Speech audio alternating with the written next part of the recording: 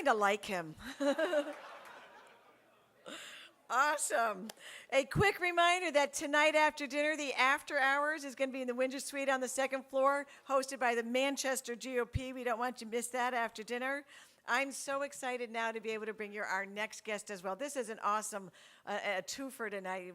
Mark Stein and Fred Barnes. I don't know how it gets better than this. You all know Fred Barnes from his days on the McLaughlin Group. Freddie the Beetle Barnes. I think some of you might remember that. Fred's a political commentator. He's an executive editor at the Weekly Standard, which he helped to co-found in 1995. Regularly appears on Fox News Channel program Special Report with Brett Barr. But I think probably the highlight of Fred's career, I think Fred would agree. Give me a nod if I get it right, Fred. The highlight of his career is that when I had a radio show just a few years back here in Nashua, my first week on the air, Fred was my guest. Now, Fred didn't know it was my first week on the air. But he was so generous, and over the years, I've had the great pleasure and privilege of becoming friends with Fred. What we used to call on the air, we had a very short list of guests that we said were the smart guys. Fred's one of the smart guys. I'm real excited that he's here with us today. Please help me welcome Fred Barnes.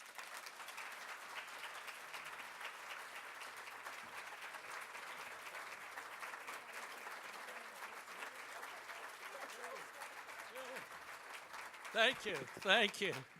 You know, I never figured out where Jennifer was broadcasting her show from. Was it in the kitchen? Was it in the bedroom? I never knew. Where was it? Anyway, it was a very good show. Jennifer's very smart. I've done a lot of these radio shows, and it was a lot of fun to do. Jennifer treated me as a smart guy. I mean, that's very flattering. Wasn't Mark Stein great? Yeah. I've heard him speak once before, but he's a huge hit at my house, and in Northern Virginia where I live, I have 3 daughters that are grown, and they have a whole bunch of kids, which spend most of their time at our house, it seems. And a son who's grown too. They're all great Mark Stein fans. They love reading his column. I have 2 sons-in-law who love his columns. The third one, the third son-in-law, my wife, who doesn't read my pieces, always reads Mark Stein's columns, mainly because I print them out for her. They are fantastic and fun. We discuss them, you know, at our house, and read each other the jokes that we've already read before. They're really, Mark Stein's one of a kind. You know, we've done pretty well getting people from Canada. And I've always described Charles Krauthammer, who I'm sure you all know. If you don't, you've never watched Fox or read a column that he writes every week. Charles Krauthammer is the greatest convert to conservatism since Ronald Reagan. And I guess Mark Stein's not a convert, but he was already a conservative. But I knew Charles Krauthammer when he was a liberal. Really. It was 25 years ago, I admit, actually closer to 30. Anyway, Mark Stein is somebody you want to have on your side, just like Charles Krauthammer. It makes a difference who's on your side. You know, I have come to New Hampshire so many times, going back to 1980. I've never counted them. Must be scores of times. I've stayed up here for 2 weeks straight before the primary. I like New Hampshire. You know one of the reasons I like about it? Almost anywhere you want to go, you can get there driving in an hour. That's terrific. I love that. I mean, I've only gone up in northern New Hampshire to Dixville Notch once, and I got a speeding ticket. That was it. I'm only hanging around down here. I'm not going up there again. I have one memorable visit to New Hampshire. It was in late 2007. You remember the primary came, it must have been New Year's Day or the 2nd or 3rd of January or something like that. It was very early. And this was late in December, and I traveled around with Mitt Romney. A very nice man. And he went and spoke at a bunch of town halls, as, you know, it's what goes on in Vermont in the presidential campaign. And at one of them, he told a story that seemed to me to be out of character for Mitt Romney, which is probably why I remembered it. I forgot which town it was, and he stopped in the middle of his speech, and he said, I want to tell you a story. It's about a married couple. Actually, this is a speech, that's something you all may have heard before. Maybe he had said it all the time in Vermont, in New Hampshire. Anyway, he said, I want to tell you this story about this married couple, each 50 years old, who were walking on the beach one day in Florida, and they came upon a lamp, one of these Aladdin lamps, and out popped a genie who said to the husband and wife, each of you can have one wish that I will grant, and you should just ask for what you have yearned for the most in life and never gotten. And the wife knew right away. She said, I know what I want. I've traveled the world. I've been to museums everywhere. I've seen this incredible jewelry that was worn by Catherine the Great and Queen Elizabeth and Queen Victoria, and I'd like some of it. And just like that, she's decked out in this incredible jewelry. Expensive. And the genie turns to the husband, who is sort of looking down and kicking the sand and, you know, making grunting noises, and the genie says, well, now come on, sir. What's your wish? What have you yearned for the most in life? And he said, well, look, my problem is I don't want to, I hesitate to say this in front of my wife. But the truth is, I've always wanted to be married to a woman who was 30 years younger. And just like that, he's 80.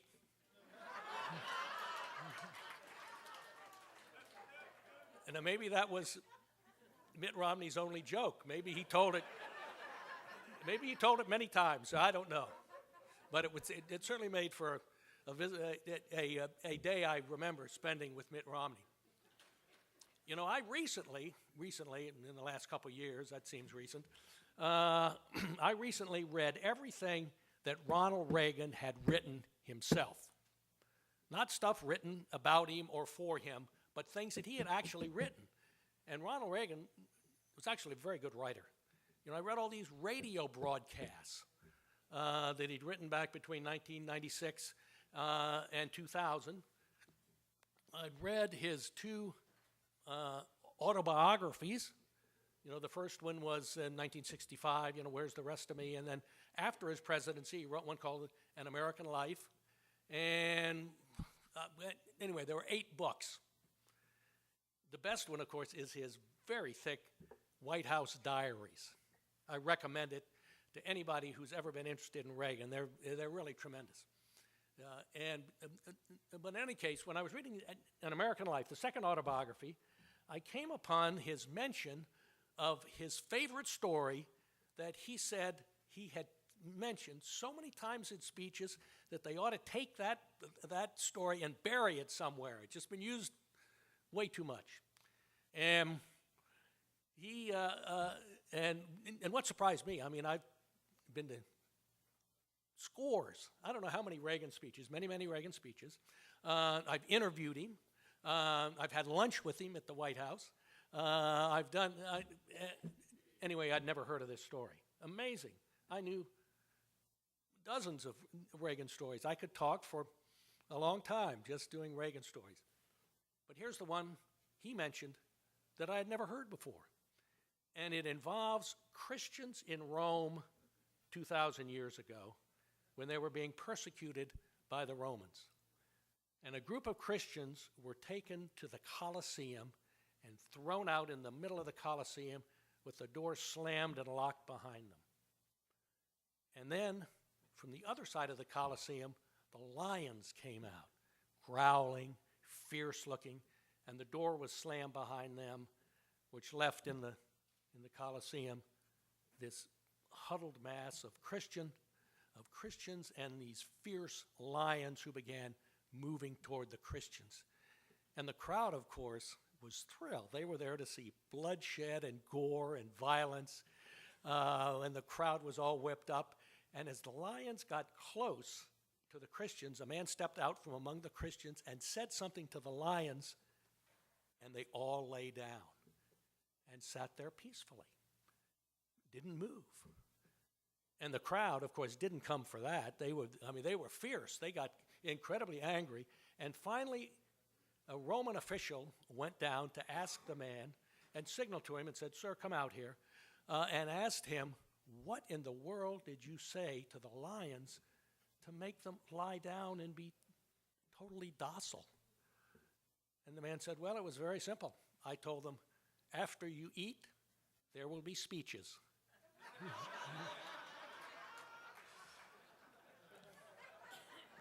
Now, doesn't that sound like Ronald Reagan? A great story. I actually enjoy telling it. Well, here's what I want to do in the next few minutes, and that is to give credit. I'm very much a positive person, and I like to give credit to people where credit is due. Credit to the person who is most responsible for this revival that we have seen of the Republican Party, for really destroying the myth that Republicans are on some kind of a death spiral, someone who has created these conditions that we have now in this country, which have raised great hopes of Republicans of winning the Senate, and I think there's a better than a 50-50 chance, and actually adding to the number of House members. And this person is Barack Obama. Nobody has come close to doing this. It is such a self-destructive presidency like I've never seen before.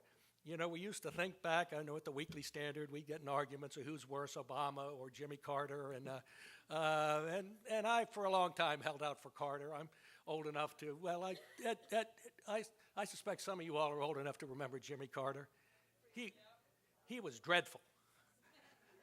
I think Obama, and it led, of course, I think Reagan would have won anyway, but Carter being such a bad president certainly helped Ronald Reagan win the presidency in 1980. But now, I think Obama's worse, and to think that who would have thought of this a year or two ago? Obama is a huge drag on the Democratic Party, and he is a blessing for Republicans. It's just amazing. I mean, what a remarkable turnaround. And there's one thing I want to mention too, and that is that there's a benefit that you probably haven't thought of, but I have, being in journalism, and that is he has, because Obama is who he is as president, he has allowed us, and me in particular, to ignore many, many news stories and events. Just ignore them, and it saves time, it leads to a better life, and so on. Just so many things, and I'll give you some examples. You don't have to watch the State of the Union address anymore. You really don't. Why? And this year, for the first time, ever since I became a national reporter for the Washington Evening Star newspaper back in the 1970s, the late 1970s, I watched the State of the Union. I would write about it, but you know, there was no question that you had to watch it. This year, I watched the Virginia Notre Dame basketball game. And I taped the State of the Union, but I didn't even go back and watch that. I read the text, I read the text the next day, and I've even read the text for a piece I was writing, read the text another time. But for instance, maybe you all know this about the State of the Union. How many of you watched the State of the Union address back in late January? Gee, that's more than I thought. Well, you're young. You probably had to. Well, what was it, a school assignment? Really? Okay. It's, he's not going to say anything. It's not going to be interesting. The idea that Barack Obama is eloquent, of course, he was an eloquent campaigner the first time, no question about it, back in 2007 and 2008. His speeches were really marvelous, but he was accountable for nothing. He hadn't been president, and he didn't have a record, and he could say whatever he wanted, and it sounded pretty good. Another thing you don't have to do is whenever you see these stories, and there are a ton of them, and I bet you've seen them, about how Washington is broken and dysfunctional, don't read them. Save time. Play with your kids. Relax. Read a book. Go to a movie. Because you don't have to bother with them. There are a lot of them. Because you know what they're going to say. They're going to say it's all those Republicans, they've moved to the right, and they just will not pass anything Obama's for. It's all their fault. That's why Washington is dysfunctional. There is a bigger problem, though, and that is that Obama won't lead. And when others try to leave, then Obama interferes. For instance, Paul Ryan, the House Budget Committee chairman, and Patty Murray, the Senate Budget Committee chairman, got together and actually passed a budget agreement. It wasn't great, but it was an actual budget that both the House and the Senate passed some days later, and the president signed a budget for the next year and a half or something, fiscal year 2015 and a little before that. When the president released his budget last week, I think, there were spending caps in the agreement. The president who had just recently signed the budget deal, offered spending caps that violated the agreement he just signed. That's not a president who leads. The president talks about tax reform. We know what tax reform is, don't we? Tax reform is when you get rid of loopholes and preferences and tax breaks, and then what do? That broadens the tax base, and you lower the rates. And this happened in 1986 with Republicans and Democrats. You know what it passed by in the Senate in 1986? A tax reform that reduced the top rate on individual income to 28%. It passed by a vote of 97-3. That's a lot of Democrats and Republicans voting for it. I forget who the three were. I probably should know. But Obama says he's for tax reform, and he's for getting rid of all those loopholes and preferences and tax breaks, and then spending the money. He's not for lowering the rates, he's for spending. So obviously there's going to be no tax reform. There are still stories written, I saw several of them this week, that President Obama is a centrist, a pragmatist. A pragmatist. Now, how many times have you heard that? Many. Well, so you all probably know you don't need to read those stories. You can skip them. Think of what you can do with that time. Take a vacation. There are just so many things you can do. And they're based on the notion that, Republicans, what the stories will say is he's a pragmatist, but Republicans have gone so far to the right that, blah, blah, blah. Even as a pragmatist, he can't get them to do anything. Look, I've read some of those stories, but I know better now, and you all should know as well.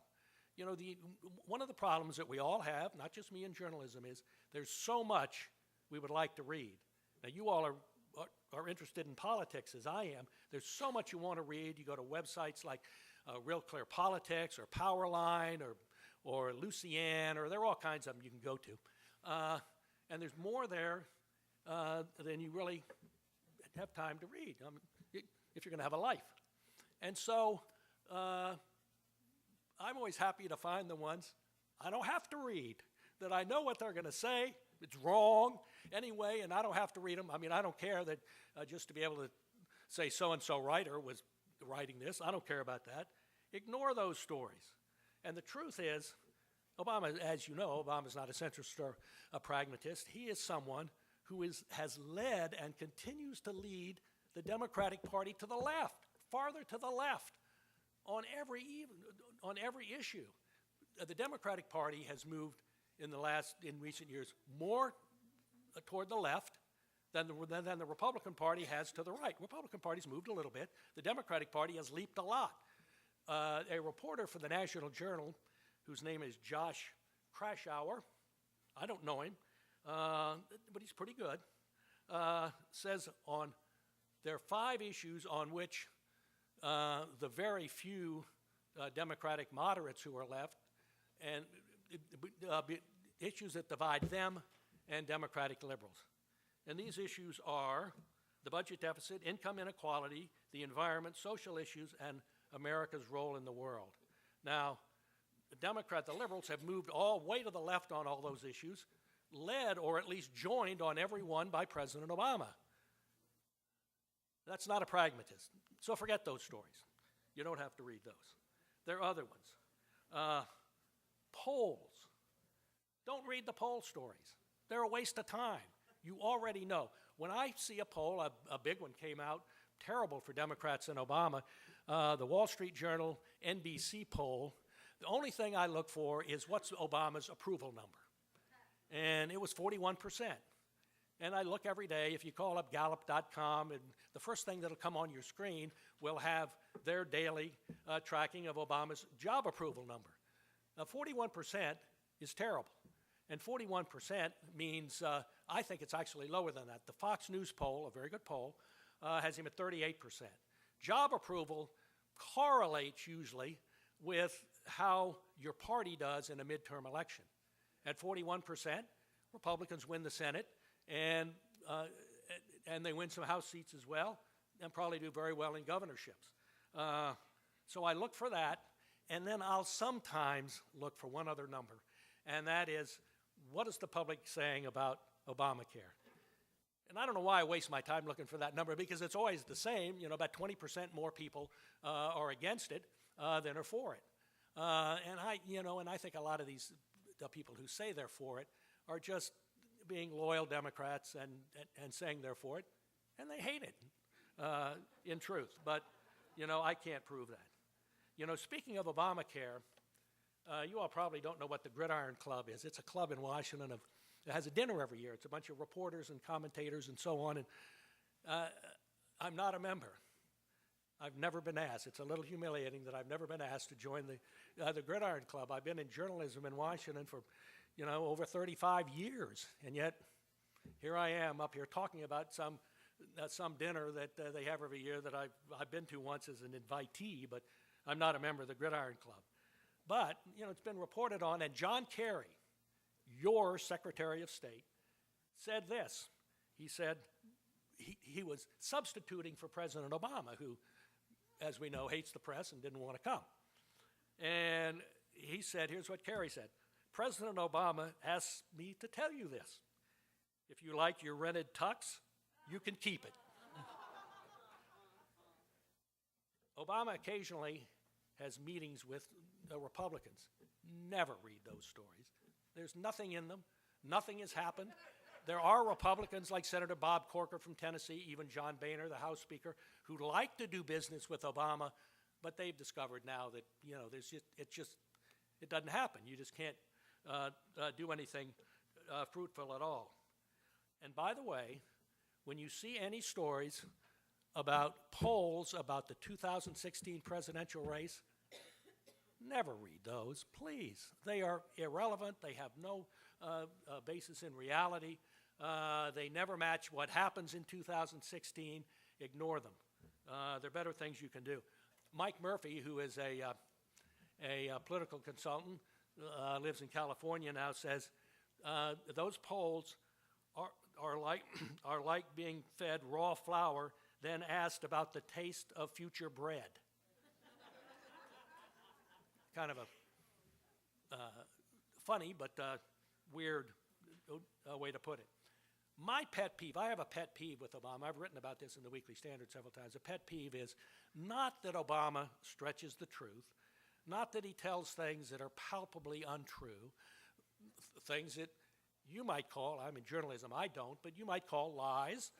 And that's fine if he does that.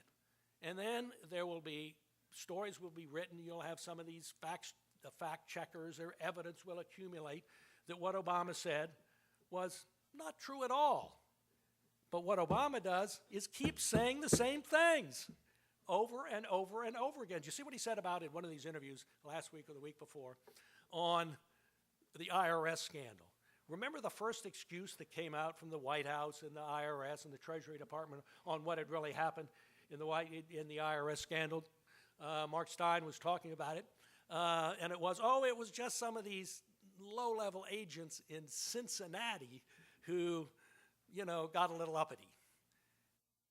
We know that's not true. There have been hearings. There have been higher-ups. We know who were involved. There were emails that were subpoenaed by Representative Ice's investigative committee. So we know one thing about the IRS scandal, and that is it wasn't just a bunch of guys in Cincinnati who decided to not agree to tax-exempt status for all these Tea Party and conservative groups. It wasn't just these folks in Cincinnati.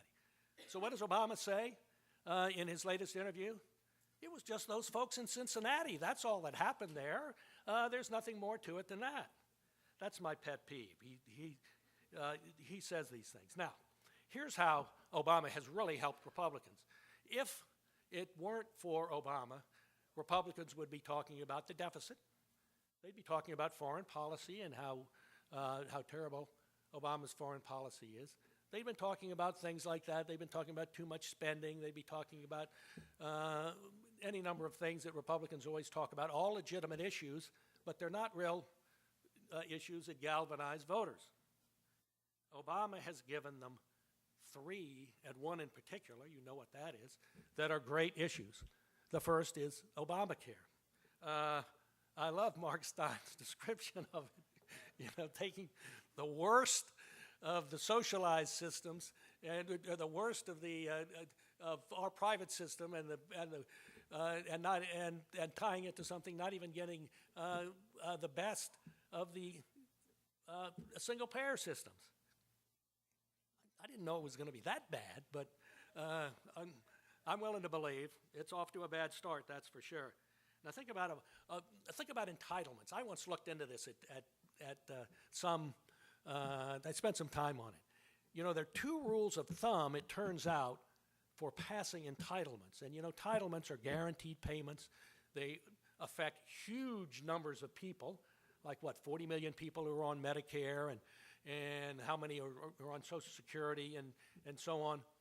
They have two things have happened when these earlier entitlements passed that made them be accepted by the American people, and there haven't been campaigns to get rid of them. Reform them, but not get rid of them because they're popular.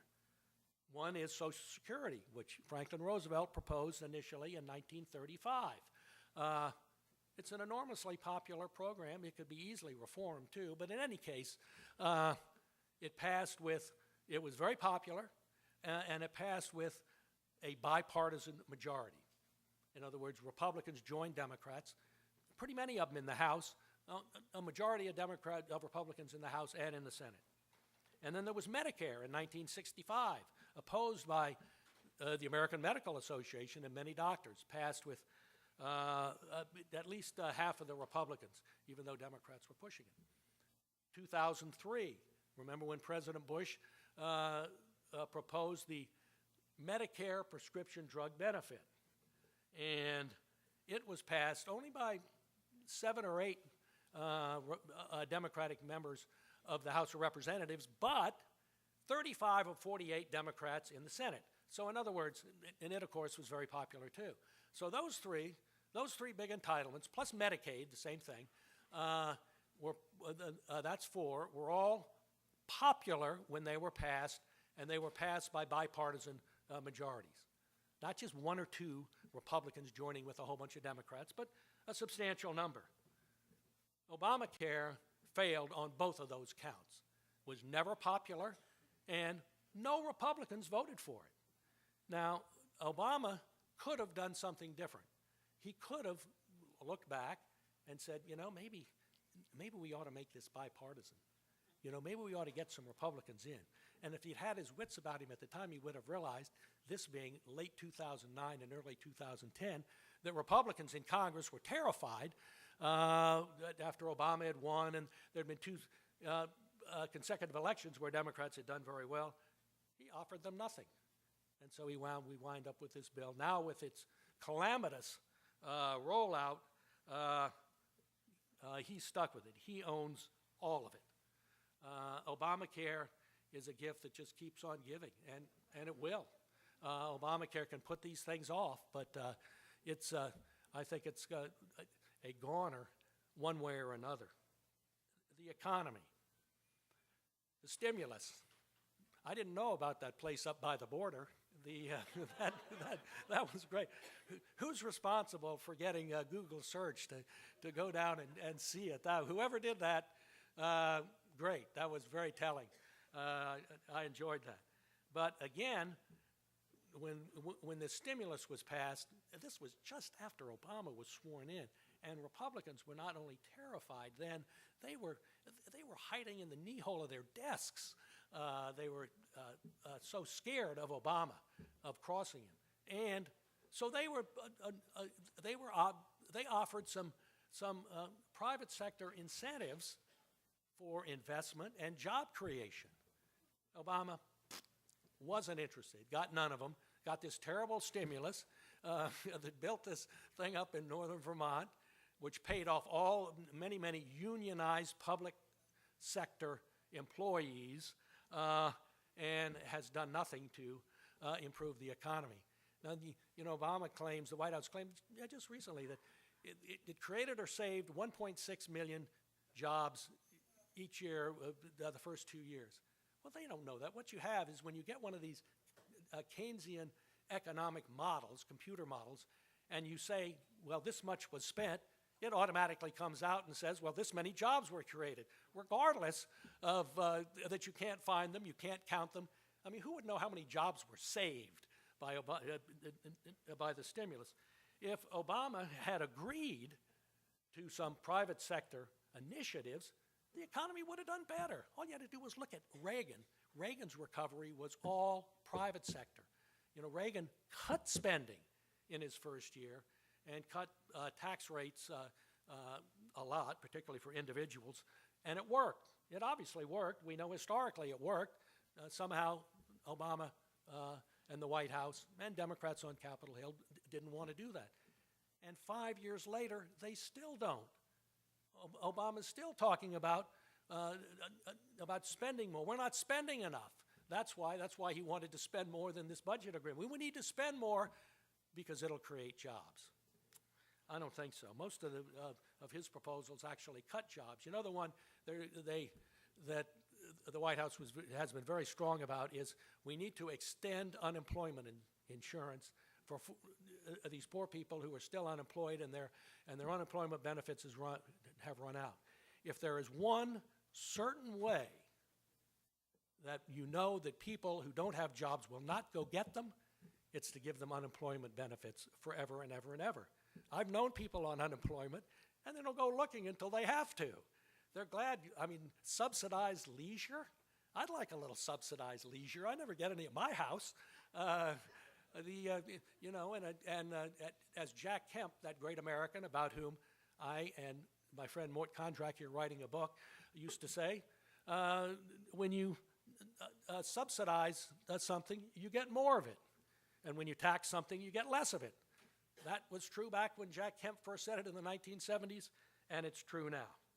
The other thing, of course, is is energy, a great issue. And the most simple thing Obama could have done would be to approve the Keystone Pipeline. Stephen Harper, who is a legitimate conservative, the Prime Minister of Canada, when he came down to see Obama the first time, and another Canadian export to the United States invited me to come and have dinner with him. Wonderful guy, knows a lot about hockey. If you're interested in hockey, he's a great guy to talk to, and I have a mild interest in it, even though it's a foreign sport. Obama could have said yes just then. It's not as if this oil isn't going to go somewhere.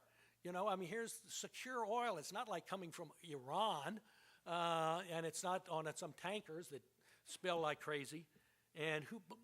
But the environmental lobby doesn't like it. So that was, Obama hasn't done it. Finally, I'll mention this Florida election in St. Petersburg on Tuesday.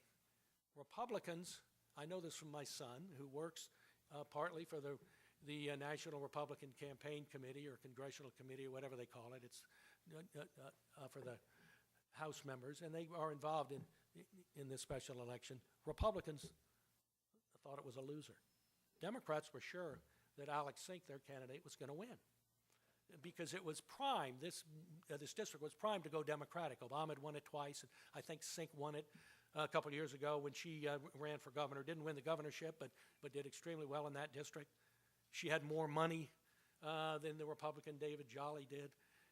Jolly had, for instance, he just gotten a divorce and was campaigning with some woman 20 years younger or something like that. He is a lobbyist, for one thing, and they just threw everything at him. They even unloaded the ultimate, what Democrats think is their ultimate weapon, and that is robocalls from Bill Clinton. Oh, they think this is a sure thing. So you had that. They accused him of being one of the people who was waging a war on women.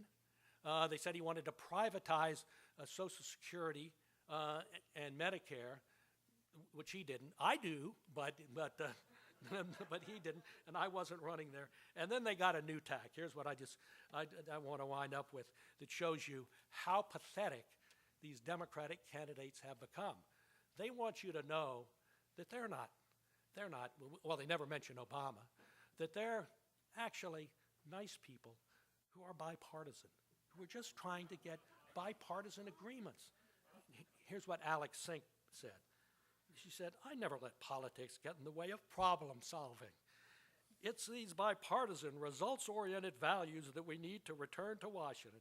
We have to take the best ideas from every party and start getting Congress focused on tackling the challenges that matter most to Pinellas County, where she was running from." They're bipartisan.